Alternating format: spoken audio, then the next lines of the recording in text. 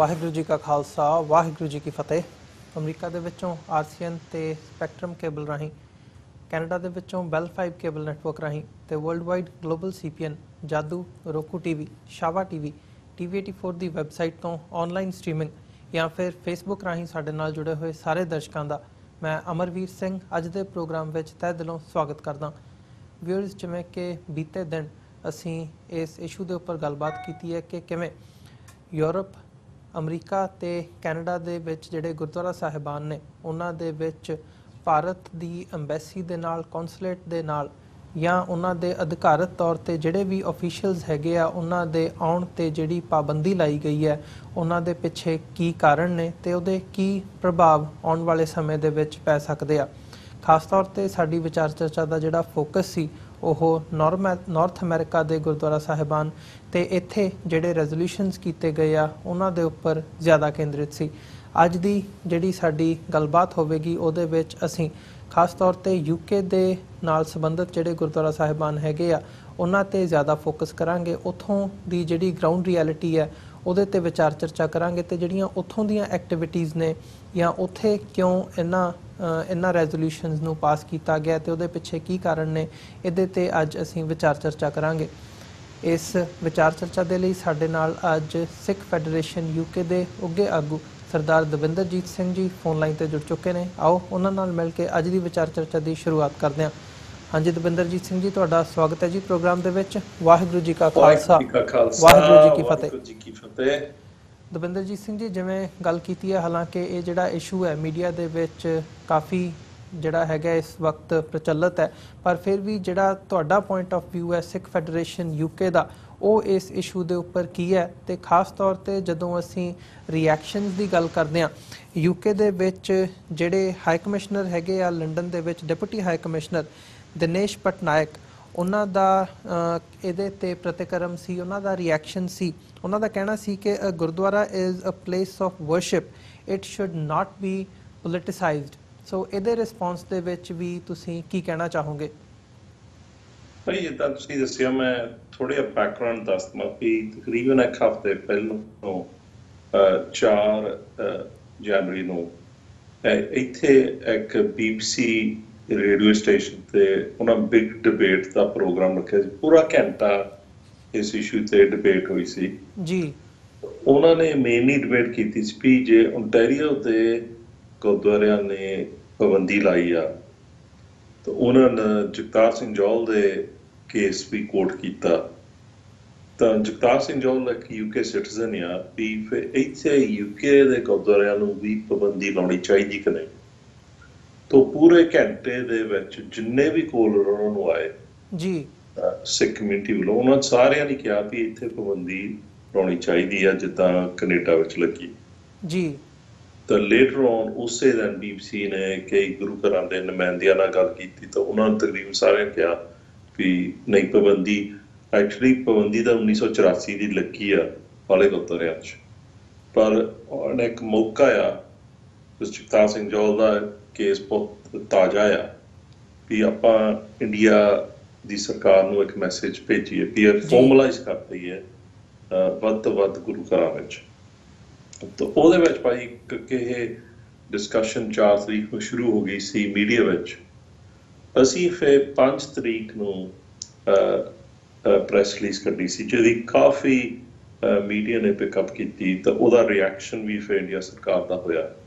ਤਾਂ ਉਹਦੇ ਵਿੱਚ ਅਸੀਂ ਕਿਹਾ ਸੀ ਵੀ 7 ਤਰੀਕ ਨੂੰ ਵੀਕਐਂਡ ਤੇ ਇੱਥੇ ਦੀਆਂ ਜਿਹੜੀਆਂ ਪੰਥਕ ਜਥੇਬੰਦੀਆਂ ਦੀ ਮੀਟਿੰਗ ਹੋਣੀ ਹੈ ਜਿਹਦੇ ਵਿੱਚ ਜਿਹੜੀ ਡੈਕਲੇਰੇਸ਼ਨ ਗੁਰੂ ਘਰਾਂ ਨੇ ਲਾਗੂ ਕਰਨੀ ਉਹ ਡਿਸਕਸ ਹੋਊਗੀ ਜੀ। ਉਹ ਤੋਂ ਬਾਅਦ ਫਿਰ ਜਿਹੜਾ ਇਹ ਪਾਬੰਦੀ ਲੱਗਣੀ ਆ ਉਹ ਤੋਂ ਬਾਅਦ 7 ਤਰੀਕ ਤੋਂ ਬਾਅਦ ਹੀ ਇਹ ਲਾਗੂ ਹੋਊਗੀ।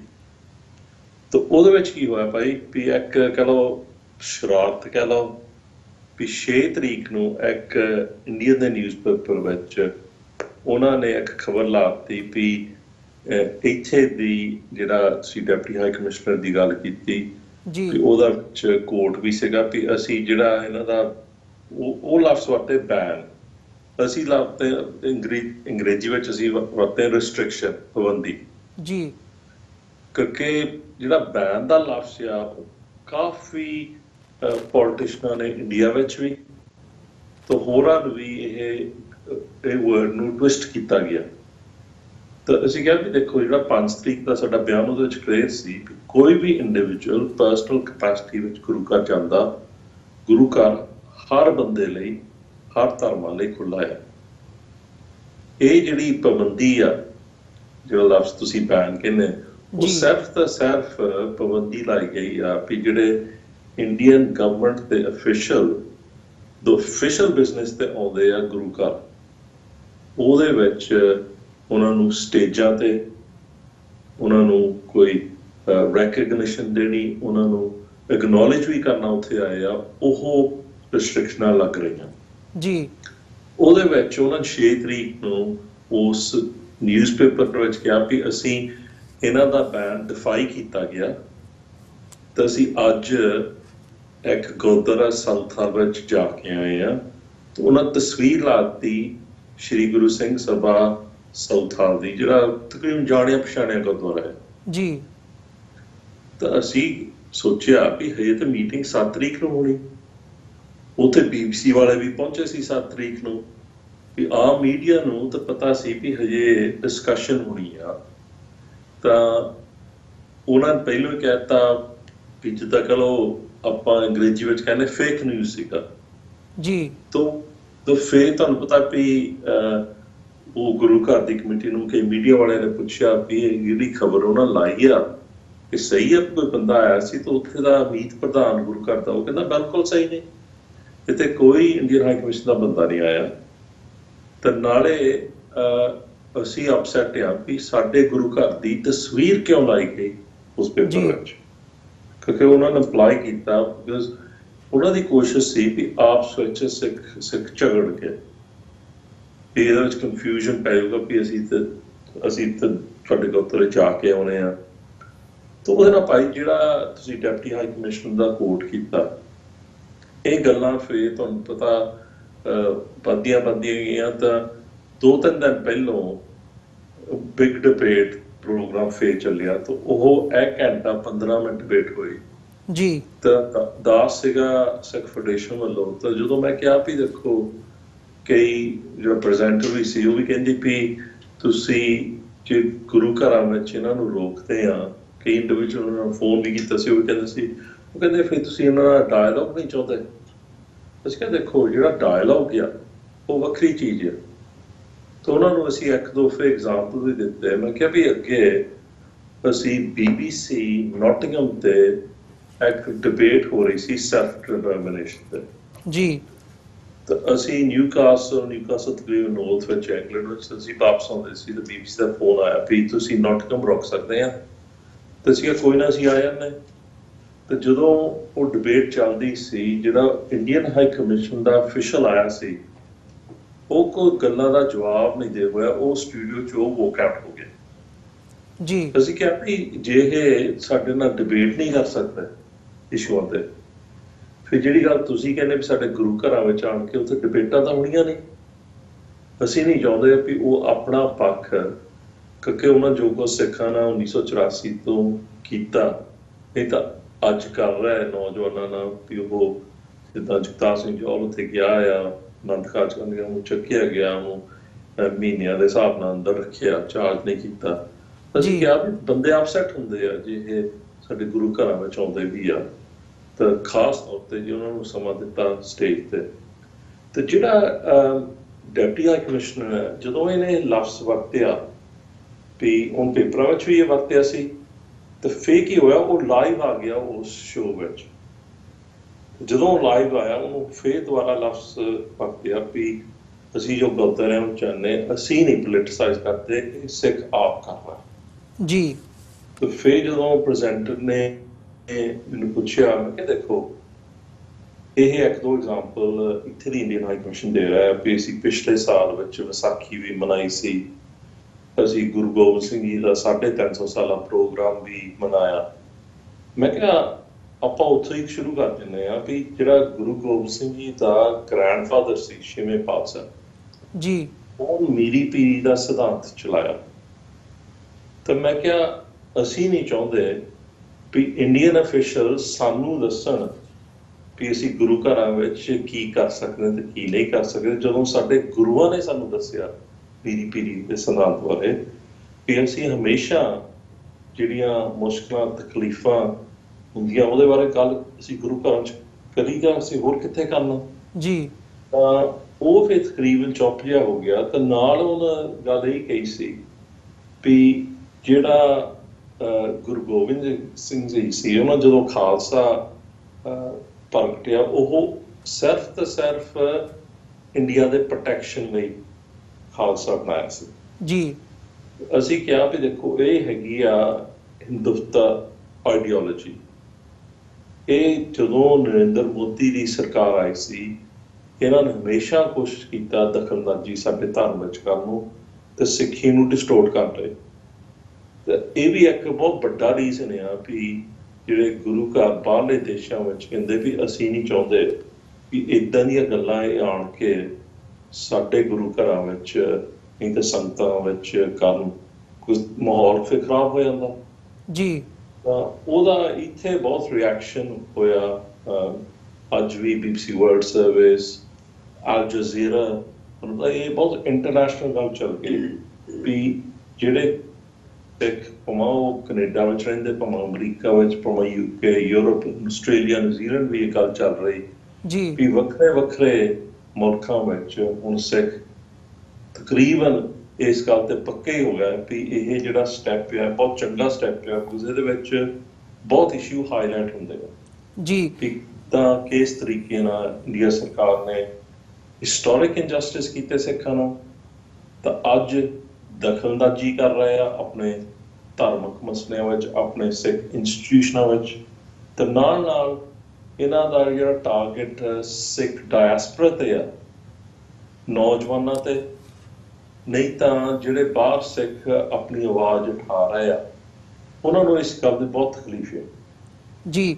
ਦਵਿੰਦਰਜੀਤ ਸਿੰਘ ਜੀ, ਜਿਵੇਂ ਤੁਸੀਂ ਬੜੇ ਵਿਸਥਾਰ ਦੇ ਨਾਲ ਸਾਰੇ ਰੀਜ਼ਨਸ ਵੀ ਨੇ ਉਹ ਵੀ ਆਪਣੇ ਵਿਚਾਰ ਸਾਂਝੇ ਕੀਤੇ ਉਹਦੇ ਬਾਰੇ ਕਿ ਕੀ ਰੀਜ਼ਨਸ ਕੀ ਨੇ ਇਸ ਸਾਰੇ ਪਾਰਟ ਦੇ ਬਿਹਾਈਂਡ ਨਾਲ ਜਾਂਦਿਆਂ ਹੋਇਆਂ, ਤੇ ਜਿਹੜੇ ਰਿਐਕਸ਼ਨਸ ਮਿਲ ਰਹੇ ਆ ਖਾਸ ਤੌਰ ਤੇ ਜਿਵੇਂ ਡਿਪਟੀ ਹਾਈ ਕਮਿਸ਼ਨਰ ਲੰਡਨ ਦੀ ਗੱਲ ਕੀਤੀ ਹੈ ਉਹਦੇ ਤੇ ਵੀ ਤੁਸੀਂ ਆਪਣਾ ਜਿਹੜਾ ਰਿਸਪੌਂਸ ਹੈ ਉਹ ਦਿੱਤਾ। ਪਰ ਜਦੋਂ ਅਸੀਂ ਇਸ ਬੈਨ ਦੀ ਅਫੀਸ਼ੀਅਲ ਬੈਨ ਦੀ ਗੱਲ ਕਰਦੇ ਹਾਂ, ਹਾਲਾਂਕਿ 1984 ਤੋਂ ਬਾਅਦ ਜਿਵੇਂ ਤੁਸੀਂ ਮੈਂਸ਼ਨ ਕੀਤਾ ਕਿ ਨਹੀਂ ਕਿਸੇ ਅਫੀਸ਼ੀਅਲ ਅਧਿਕਾਰੀ ਦਾ ਇੰਡੀਅਨ ਡਿਪਲੋਮੈਟ ਹੋਣ ਜਾਂ ਉਹਨਾਂ ਦੇ ਹੋਰ ਅਧਿਕਾਰੀ ਹੋਣ ਉਹ ਨਹੀਂ ਸਨ ਗੁਰਦੁਆਰਾ ਸਾਹਿਬ ਆਉਂਦੇ, ਪਰ ਜਿੱਥੇ ਅਧਿਕਾਰਤ ਤੌਰ ਤੇ ਇਹ ਅੱਜ ਐਲਾਨ ਕੀਤਾ ਗਿਆ UK ਦੇ ਵਿੱਚ ਹੋਵੇ ਜਾਂ ਨਾਰਥ ਅਮਰੀਕਾ ਦੇ ਵਿੱਚ ਹੋਵੇ, ਤਾਂ ਤੁਹਾਨੂੰ ਲੱਗਦਾ ਵੀ ਆਉਣ ਵਾਲੇ ਸਮੇਂ ਦੇ ਵਿੱਚ ਜਿਹੜੀ ਇਹ ਕੰਪਲੀਟ ਇੱਕ ਲਾਈਨ ਡਰਾ ਕਰ ਦਿੱਤੀ ਗਈ ਹੈ ਗੁਰਦੁਆਰਾ ਸਾਹਿਬਾਨਾਂ ਵੱਲੋਂ ਕਿ ਸਿੱਖ ਇੱਕ ਪਾਸੇ ਨੇ ਤੇ ਜਿਹੜੇ ਇੰਡੀਅਨਸ ਨੇ ਉਹ ਇੱਕ ਪਾਸੇ ਨੇ, ਤੇ ਸਿੱਖਾਂ ਦਾ ਤੇ ਇੰਡੀਅਨਸ ਦਾ ਆਪਸ ਦੇ ਵਿੱਚ ਕੋਈ ਵੀ ਰਿਸ਼ਤਾ ਨਹੀਂ ਹੈਗਾ? ਭਾਈ ਇਹ ਵੀ ਗੱਲ ਹੈਗੀ ਹੈ। ਤਾਂ ਜਿਹੜੀ ਗੱਲ ਮੈਂ ਸਮਝਦਾ ਉਹ ਸਿਰਫ UK ਦੀ ਗੱਲ ਨਹੀਂ। ਜਦੋਂ ਜਗਤਾਰ ਸਿੰਘ ਜੌਹਲ ਨੂੰ 4 ਨਵੰਬਰ ਨੂੰ ਉੱਥੇ ਅਬਡਕਟ ਕੀਤਾ ਗਿਆ ਪੁਲਿਸ ਨੇ, ਤਾਂ ਉਹ ਤੇ ਤਸ਼ੱਦਦ ਹੋਇਆ, ਜਿੱਦਾਂ ਉਹਨੇ ਐਲੀਗੇਸ਼ਨ ਲਾਈ ਜਦੋਂ 10 ਦਿਨ ਬਾਅਦ ਜਸਪਾਲ ਸਿੰਘ ਮੰਝਪੁਰ ਨੂੰ ਮਿਲਿਆ ਸੀ ਜੀ। ਸਾਡੇ ਇਸ ਮੁਲਕ ਵਿੱਚ ਤੁਹਾਨੂੰ ਪਤਾ ਹੋਣਾ ਵੀ 20 ਤਰੀਕ ਨੂੰ 20 ਨਵੰਬਰ ਨੂੰ ਇੱਥੇ ਦੀ ਪ੍ਰਧਾਨ ਮੰਤਰੀ ਨੇ ਵੀ ਸਟੇਟਮੈਂਟ ਦਿੱਤੀ ਸੀ BBC ਨੂੰ ਜਗਤਾਰ ਸਿੰਘ ਜੌਹਲ ਦੇ ਸੰਬੰਧ ਵਿੱਚ ਜੀ। ਤੇ ਦੂਸਰੇ ਦਿਨ ਜਦੋਂ ਉਹਦੇ MP ਨੇ ਸਵਾਲ ਉਠਾਇਆ ਸੀ ਤੇ ਇੱਥੇ ਦਾ ਫੋਰਨ ਮਿਨਿਸਟਰ ਰੋਰੀ ਸਟਿਊਟ ਨੇ ਤੇ ਲਫ਼ਜ਼ ਸੀਗੇ ਵੀ ਜੇ ਸਾਡੇ ਬੰਦੇ ਨੂੰ ਟੋਰਚਰ ਕੀਤਾ ਗਿਆ ਇਹ ਹੈਗਾ ਅਨਕਨਸਟੀਟਿਊਸ਼ਨਲ ਤੇ ਅਸੀਂ ਐਕਸਟ੍ਰੀਮ ਐਕਸ਼ਨ ਲਵਾਂਗੇ। ਦੇਖੋ ਇੱਕ ਮੁਲਕ 21 ਨਵੰਬਰ ਨੂੰ ਕਹਿ ਰਿਹਾ ਕਿ ਅਸੀਂ ਇੰਡੀਆ ਤੇ ਐਕਸਟ੍ਰੀਮ ਐਕਸ਼ਨ ਲਵਾਂਗੇ ਜੀ। ਅਸੀਂ ਕਹਿੰਦੇ ਆ ਵੀ ਦੇਖੋ ਜਿਹੜਾ UK ਸਰਕਾਰ ਨੇ ਇੰਡੀਆ ਸਰਕਾਰ ਤੇ ਪ੍ਰੈਸ਼ਰ ਪਾਉਣਾ, ਨਹੀਂ ਤਾਂ ਐਕਸ਼ਨ ਕੋਈ ਵੀ ਲੈਣਾ ਉਹ ਤਾਂ ਆਪਣੇ ਥਾਂ ਆ, ਪਰ ਜਿਹੜੇ ਸਿੱਖ ਬਾਹਰ ਬੈਠੇ ਆ ਉਹ ਕੀ ਕਰ ਸਕਦੇ? ਬਿਕਾਜ਼ ਅਸੀਂ ਵੀ ਇੱਕ ਕਿਸਮ ਦੀ ਪ੍ਰੋਟੈਸਟ ਕਰ ਰਹੇ ਆ ਵੀ ਜਿਹੜੇ ਸਾਡੇ ਗੁਰੂ ਘਰ ਆ, ਜਿਹੜੀਆਂ ਸਾਡੀਆਂ ਗੁਰੂ ਘਰ ਦੀਆਂ ਮੈਨੇਜਮੈਂਟ ਕਮੇਟੀਆਂ, ਉਹਨਾਂ ਕੋਲ ਵੀ ਹੱਕ ਹੈਗੇ ਆ ਜੀ, ਕਿਉਂਕਿ ਉਹ ਗੁਰੂ ਘਰਾਂ ਦਾ ਜਿਹੜਾ ਮਾਹੌਲ ਉਹ ਖਰਾਬ ਨਹੀਂ ਕਰਨਾ ਚਾਹੁੰਦੇ। ਪਰ ਅਸੀਂ ਦੇਖਿਆ ਵੀ ਲੇਟਲੀ ਜਦੋਂ ਦਾ ਮਤਲਬ ਮੋਦੀ ਦੀ ਸਰਕਾਰ ਬਣੀ ਸੀ, ਜਦੋਂ ਨਰਿੰਦਰ ਮੋਦੀ ਬਾਹਰਲੇ ਦੇਸ਼ਾਂ ਵਿੱਚ ਆਉਣ ਲੱਗਾ, ਇਹ ਥੋੜੀ ਟੈਨਸ਼ਨ ਜ਼ਰੂਰ ਉਹਨਾਂ ਕ੍ਰੀਏਟ ਕੀਤੀ ਆ। ਤਾਂ ਉਹਦੇ ਨਾਲ ਇਹ ਮੈਨੂੰ ਲੱਗਦਾ ਵੀ ਜਦੋਂ ਅਸੀਂ ਵੀ ਇੱਥੇ ਨੌਨ ਸਿੱਖਾਂ ਨੂੰ ਐਕਸਪਲੇਨ ਕਰਦੇ ਸੀਗਾ ਵੀ ਜੇ ਸਰਕਾਰ ਕਹਿ ਸਕਦੀ ਵੀ ਅਸੀਂ ਐਕਸਟ੍ਰੀਮ ਐਕਸ਼ਨ ਲੈਣਾ ਜੀ ਜਿਹੜੀ ਗੱਲ ਅਸੀਂ ਪਾਬੰਦੀ ਦੀ ਗੱਲ ਕਰਦੇ ਆ ਉਹਦੇ ਵਿੱਚ ਤੇ ਬਹੁਤ ਸਟ੍ਰੇਟ ਫੋਰਵਰਡ ਹੈ। ਅੱਗੇ ਪਾਬੰਦੀ 1984 ਤੋਂ ਬਾਅਦ ਗੁਰੂ ਘਰਾਂ ਵਿੱਚ ਇਹ ਲੱਗੀ ਆ, ਪਰ ਅਸੀਂ ਚਾਹੁੰਦੇ ਆ ਵੀ ਜਿਹੜਾ ਉਹ ਇੰਟਰੈਕਸ਼ਨ ਕਰ ਰਿਹਾ, ਨਹੀਂ ਤਾਂ ਜਿੱਦਾਂ ਮੈਂ ਤੁਹਾਨੂੰ ਦੱਸਿਆ ਵੀ UK ਵਿੱਚ ਹੋ ਸਕਦਾ ਹੈ, ਨਾਰਥ ਅਮਰੀਕਾ ਵਿੱਚ ਇਹਨਾਂ ਨੇ ਖਾਸ ਤੌਰ ਤੇ ਜਦੋਂ ਆਪਾਂ 350 ਸਾਲਾ ਗੁਰੂ ਗੋਬਿੰਦ ਸਿੰਘ ਜੀ ਦਾ ਜਨਮ ਦਿਨ ਦੀ ਗੱਲ ਕਰਦੇ, ਇਹਨਾਂ ਨੇ ਪ੍ਰੋਗਰਾਮ ਆਪਣੇ ਤੌਰ ਤੇ ਰੱਖੇ ਜੀ। ਇੱਥੇ ਇੰਡੀਅਨ ਹਾਈ ਕਮਿਸ਼ਨ ਨੇ ਕਈ ਨੌਨ ਸਿੱਖ ਪੋਲੀਟੀਸ਼ਨਾਂ ਨਾਲ ਰਲ ਕੇ 7 ਦਸੰਬਰ ਨੂੰ ਪਾਰਲੀਮੈਂਟ ਵਿੱਚ ਪ੍ਰੋਗਰਾਮ ਰੱਖਿਆ। ਫਿਰ ਇਹਨਾਂ ਨੇ ਇੱਕ ਹੋਰ ਪ੍ਰੋਗਰਾਮ ਰੱਖਿਆ ਨੌਨ ਸਿੱਖਾਂ ਦੇ ਨਾਲ ਰੱਖ ਕੇ, ਜਿਹੜੇ ਮੈਂ ਨੌਨ ਸਿੱਖ ਤਾਂ ਕਹਿੰਦਾ ਬਿਕੋਜ਼ ਉਹ ਦੇਖਣ ਨੂੰ ਸਿੱਖ ਲੱਗਦੇ ਆ, ਪਰ ਉਹ ਐਕਚੁਅਲੀ ਕਹਿੰਦੇ ਵੀ ਅਸੀਂ ਲਿਵਿੰਗ ਗੁਰੂ ਵਿੱਚ ਬਿਲੀਵ ਕਰਦੇ ਆ ਜੀ, ਤਾਂ ਗੁਰੂ ਗ੍ਰੰਥ ਸਾਹਿਬ ਜੀ ਵਿੱਚ ਨਹੀਂ ਕਰਦੇ। ਹੁਣ ਜਦੋਂ ਏਦਾਂ ਦੇ ਪ੍ਰੋਗਰਾਮ ਭਾਵੇਂ ਉਹ ਗੁਰੂ ਘਰਾਂ 'ਚ ਨਹੀਂ ਕਰ ਰਿਹਾ, ਪਰ ਕੋਈ ਜਗ੍ਹਾ ਲੱਗ ਜਿੱਦਾਂ ਪਾਰਲੀਮੈਂਟ ਵਿੱਚ ਆ, ਉਹ ਐਕਚੁਅਲੀ ਸਿੱਖਾਂ ਨੂੰ ਟੈਸਟ ਕਰ ਰਹੇ ਆ ਕਿ ਅਸੀਂ ਤੁਹਾਡੇ ਧਰਮ ਬਾਰੇ ਅਸੀਂ ਕਈ ਸਟੇਟਮੈਂਟਾਂ ਵੀ ਦੇ ਸਕਦੇ ਹਾਂ, ਅਸੀਂ ਮਿਸਰੈਪਰੈਜ਼ੈਂਟ ਵੀ ਕਰ ਰਹੇ ਹਾਂ। ਤੇ ਜਿਹੜੇ ਪੋਲੀਟੀਸ਼ੀਅਨ ਹੁੰਦੇ, ਤੁਹਾਨੂੰ ਪਤਾ ਜਿਹੜੇ ਆਮ ਨੌਨ ਸਿੱਖ ਪੋਲੀਟੀਸ਼ੀਅਨ, ਉਹਨਾਂ ਨੂੰ ਨਹੀਂ ਇਸ ਚੀਜ਼ਾਂ ਬਾਰੇ ਪਤਾ ਜੀ।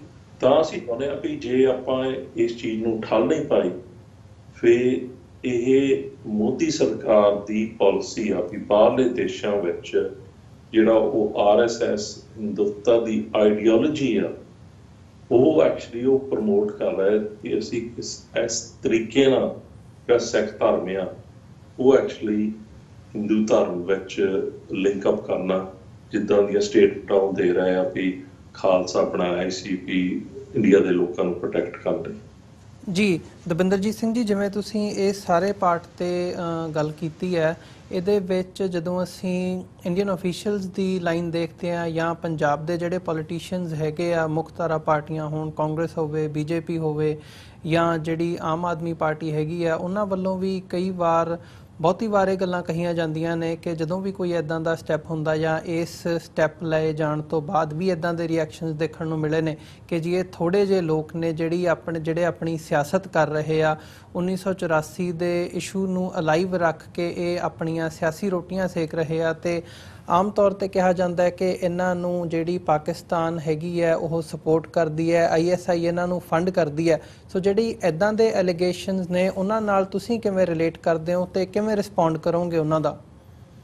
ਭਾਈ ਇਹ ਜਿੱਦਾਂ ਇੱਥੇ ਡਿਪਟੀ ਹਾਈ ਕਮਿਸ਼ਨਰ ਨੇ ਵੀ ਰੇਡੀਓ ਤੇ ਕਿਹਾ ਕਿ ਇਹ ਫ੍ਰਿੰਜ ਐਲੀਮੈਂਟ ਆ, ਵੀ ਥੋੜੇ ਆ ਬੰਦੇ ਆ, ਤਾਂ ਉਹਦਾ ਜਵਾਬ ਬਹੁਤ ਸਟ੍ਰੇਟ ਫੋਰਵਰਡ ਆ। 96 ਗੁਰੂ ਘਰ ਅਮਰੀਕਾ ਵਿੱਚ ਫ੍ਰਿੰਜ ਨਹੀਂ ਹੋ ਸਕਦੇ। ontario ਗੁਰਦੁਆਰਾ ਕਮੇਟੀ, ਉੱਥੇ ਜਿਹੜੇ 14-15 ਗੁਰਦੁਆਰੇ, ਵੈਨਕੂਵਰ ਦੇ ਜਿਹੜੇ 16 ਗੁਰਦੁਆਰੇ, ਇੱਥੇ ਦੇ 100 ਤੋਂ ਉੱਪਰ ਟਾਰਗੇਟ ਐਕਚੁਅਲੀ 150 ਗੁਰਦੁਆਰੇ ਦਾ ਇੱਥੇ UK 'ਚ ਰੱਖਿਆ। ਇਹ ਹੈਗੇ ਮੈਜੋਰਿਟੀ ਆਫ ਗੁਰੂ ਘਰ। ਤਾਂ ਗੁਰੂ ਘਰ ਆਪਣੇ ਮੇਨ ਇੰਸਟੀਟਿਊਸ਼ਨ ਆ ਜਿਨ੍ਹਾਂ ਦੀ ਆਪਾਂ ਗੱਲ ਕਰ ਰਹੇ ਹਾਂ। ਤਾਂ ਮੈਨੂੰ ਲੱਗਦਾ ਵੀ ਜੇ ਸਿਰਫ ਥੋੜੇ ਜਿਹੇ ਲੋਕ ਹੁੰਦੇ ਤਾਂ ਫ੍ਰਿੰਜ ਐਲੀਮੈਂਟ, ਫਿਰ ਇੰਡੀਆ ਸਰਕਾਰ ਨੇ ਇੱਦਾਂ ਦੀਆਂ ਖਬਰਾਂ ਬਿਆਨ, ਹੁਣ ਦੇਖੋ ਸੁਖਬੀਰ ਸਿੰਘ ਬਾਦਲ ਨੇ ਬਿਆਨ ਦਿੱਤਾ, ਮਨਜੀਤ ਸਿੰਘ ਜੀ ਕਿਸੇ ਨੇ ਬਿਆਨ ਦਿੱਤਾ ਆ, ਉਹਨਾਂ ਨੇ ਹੀ ਗੱਲ ਗਲਤ ਪ੍ਰਮੋਟ ਕੀਤੀ ਵੀ ਇਹ ਬੰਦਿਆਂ ਨੂੰ ਰੋਕ ਰਿਹਾ ਗੁਰੂ ਘਰ ਆਉਣ। ਜਿੱਦਾਂ ਆਪਾਂ ਐਕਸਪਲੇਨ ਕੀਤਾ, ਭਾਵੇਂ ਕੈਨੇਡਾ ਦੀ ਗੱਲ ਲਾ ਲਓ, ਭਾਵੇਂ ਅਮਰੀਕਾ ਦੀ, ਭਾਵੇਂ UK ਦੀ, ਇਹ ਗੱਲ ਨਹੀਂ ਆਪਾਂ ਕਰ ਰਹੇ। ਆਪਾਂ ਪਾਬੰਦੀ ਲਾ ਰਹੇ ਹਾਂ ਇੰਡੀਅਨ ਗਵਰਨਮੈਂਟ ਅਫੀਸ਼ੀਅਲਸ ਤੇ, ਜਦੋਂ ਆਪਣੇ ਅਫੀਸ਼ੀਅਲ ਕਪੈਸਿਟੀ ਵਿੱਚ ਆਉਣ ਜੀ, ਕੋਈ ਵੀ ਗੁਰੂ ਘਰ ਆਣ ਕੇ ਮੱਥਾ ਟੇਕ ਸਕਦਾ, ਲੰਗਰ ਛਕ ਸਕਦਾ, ਕੀਰਤਨ ਸੁਣ ਸਕਦਾ। ਤਾਂ ਉਹਨਾਂ ਜਾਣ ਕੇ ਇਹ ਟਵਿਸਟ ਕੀਤੀ ਗਈ ਗੱਲ ਕਿ ਸਾਨੂੰ ਥੋੜੀ ਭਾਰੀ ਸਿੰਪਥੀ ਮਿਲੂਗੀ, ਤੇ ਨਾਲੇ ਅਸੀਂ ਸਿੱਖਾਂ ਨੂੰ, ਕਿਉਂ ਸਿੱਖਾਂ ਨੂੰ ਤਾਂ ਆਪਣੇ ਇੰਸਟੀਟਿਊਸ਼ਨਾਂ ਨੂੰ ਟਾਰਗੇਟ ਤੇ ਕਰ ਰਹੇ ਆ ਜੀ। ਤਾਂ ਇਹ ਲੱਗਦਾ ਇਹਦਾ ਰਿਐਕਸ਼ਨ ਅੱਛੀ ਜ਼ਿਆਦਾ ਹੋਇਆ। ਵੀ ਹੁਣ ਵੀ ਤੁਸੀਂ ਦੇਖਿਆ ਵੀ ਸਿਮਰਨਜੀਤ ਸਿੰਘ ਮਾਨ, ਦਲ ਖਾਲਸਾ, ਉਹਨਾਂ ਸਾਰਿਆਂ ਨੇ ਬਿਆਨ ਲਾਏ, ਜਿਹੜੇ ਗੁਰਬਚਨ ਸਿੰਘ ਹੁਣੀ, ਇਹ ਐਕਚੁਅਲੀ ਜਿਹੜਾ ਇਹ ਮੂਵ ਹੈਗਾ, ਇਹ ਬਹੁਤ ਚੰਗਾ ਮੂਵ ਆ। ਤੇ ਸੋਚ ਸਮਝ ਕੇ ਗੁਰੂ ਘਰਾਂ ਦੇ ਪ੍ਰਬੰਧਕਾਂ ਨੇ ਇਹ ਮੂਵ ਲਿਆ, ਕਿਉਂਕਿ ਉਹਨਾਂ ਨੂੰ ਵੀ ਦੱਸਦਾ ਸੀ ਕਿ ਇਹ ਇੰਟਰਫੇਰੈਂਸ ਹੋ ਰਹੀ ਹੈ। ਜੀ ਜੀ ਬਿਲਕੁਲ ਦਵਿੰਦਰਜੀਤ ਸਿੰਘ ਜੀ, ਸੋ ਤੁਹਾਡਾ ਬਹੁਤ ਬਹੁਤ ਧੰਨਵਾਦ। ਤੁਸੀਂ ਇਹ ਸਾਰੇ ਇਸ਼ੂ ਦੇ ਉੱਪਰ ਸਾਡੇ ਨਾਲ ਵਿਚਾਰਾਂ ਦੀ ਸਾਂਝ ਪਾਈ ਹੈ। ਅੱਜ ਦੇ ਸ਼ੋਅ ਦੇ ਵਿੱਚ ਤੁਹਾਡੇ ਕੋਲੋਂ ਅਸੀਂ ਇੱਥੇ ਹੀ ਇਜਾਜ਼ਤ ਚਾਹਾਂਗੇ ਜੀ। ਆਉਣ ਵਾਲੇ ਸਮੇਂ ਦੇ ਵਿੱਚ ਵੀ ਕੋਈ ਹੋਰ ਡਿਵੈਲਪਮੈਂਟ ਹੁੰਦੀ ਹੈ ਇਸ ਇਸ਼ੂ ਦੇ ਨਾਲ ਰਿਲੇਟਡ ਯੂਕੇ ਦੇ ਵਿੱਚੋਂ ਤਾਂ ਜ਼ਰੂਰ ਤੁਹਾਡੇ ਨਾਲ ਵਿਚਾਰਾਂ ਦੀ ਸਾਂਝ ਪਾਵਾਂਗੇ। ਤੁਹਾਡਾ ਬਹੁਤ ਬਹੁਤ ਧੰਨਵਾਦ ਜੀ। ਵਾਹਿਗੁਰੂ ਜੀ ਕਾ ਖਾਲਸਾ, ਵਾਹਿਗੁਰੂ ਜੀ ਕੀ ਫਤਿਹ ਜੀ। ਵਿਊਅਰਸ, ਉਮੀਦ ਕਰਦੇ ਹਾਂ ਕਿ ਜਿਹੜੀ ਅੱਜ ਦੀ ਸਾਡੀ ਗੱਲਬਾਤ ਸੀ ਤੁਹਾਨੂੰ ਜ਼ਰੂਰ ਇਹ ਪਸੰਦ ਆਈ ਹੋਵੇਗੀ। ਜਾਂਦੇ ਜਾਂਦੇ ਤੁਹਾਡੇ ਚਰਨਾਂ ਦੇ ਵਿੱਚ ਵੀ ਬੇਨਤੀ ਕਰਦੇ ਹਾਂ ਕਿ TV84 ਨੂੰ ਅੱਗੇ ਵਧਾਉਣ ਦੇ ਲਈ, ਚੱਲਦਾ ਰੱਖਣ ਦੇ ਲਈ ਸਾਨੂੰ ਤੁਹਾਡੀ ਸਹਾਇਤਾ ਦੀ ਲੋੜ ਹੈ। TV84 ਨੂੰ ਡੋਨੇਟ ਕਰਨ ਦੇ ਲਈ ਤੁਸੀਂ ਸਾਡੀ ਵੈਬਸਾਈਟ www.tv84.tv ਤੇ ਜਾ ਕੇ ਸਾਨੂੰ ਡੋਨੇਟ ਕਰ ਸਕਦੇ ਹੋ ਤੇ ਮੰਥਲੀ ਡੋਨੇਸ਼ਨਸ ਦੇ ਲਈ ਪਲੈਜ ਕਰ ਸਕਦੇ ਹੋ। ਜੇ ਚੈੱਕ ਰਾਹੀਂ ਡੋਨੇਸ਼ਨਸ ਭੇਜਣੀਆਂ ਚਾਹੁੰਦੇ ਹੋ ਤਾਂ TV84 ਦੇ ਨਾਮ ਦਾ ਚੈੱਕ ਬਣਾ ਕੇ ਤੁਸੀਂ ਸਾਨੂੰ ਸਾਡੇ ਐਡਰੈਸ ਤੇ ਮੇਲ ਕਰ ਸਕਦੇ ਹੋ। 3601 37th ਐਵਨਿਊ, ਲੌਂਗ ਆਈਲੈਂਡ ਸਿਟੀ, ਨਿਊਯਾਰਕ 11101। ਵੈਬਸਾਈਟ ਇੱਕ ਵਾਰ ਫਿਰ ਰਿਪੀਟ ਕਰਦਿਆਂ www.tv84.tv। ਇਸੇ ਦੇ ਨਾਲ ਵਿਊਅਰਸ, ਅਸੀਂ ਅੱਜ ਦੇ ਪ੍ਰੋਗਰਾਮ ਦੇ ਵਿੱਚ ਤੁਹਾਡੇ ਕੋਲੋਂ ਇੱਥੇ ਹੀ ਇਜਾਜ਼ਤ ਚਾਹਾਂਗੇ। ਕੱਲ੍ਹ ਨੂੰ ਦੁਬਾਰਾ ਤੁਹਾਡੇ ਨਾਲ ਫਿਰ ਮੁਲਾਕਾਤ ਹੋਵੇਗੀ। ਇਜਾਜ਼ਤ ਦਿਓ ਜੀ। ਵਾਹਿਗੁਰੂ ਜੀ ਕਾ ਖਾਲਸਾ, ਵਾਹਿਗੁਰੂ ਜੀ ਕੀ ਫਤਿਹ।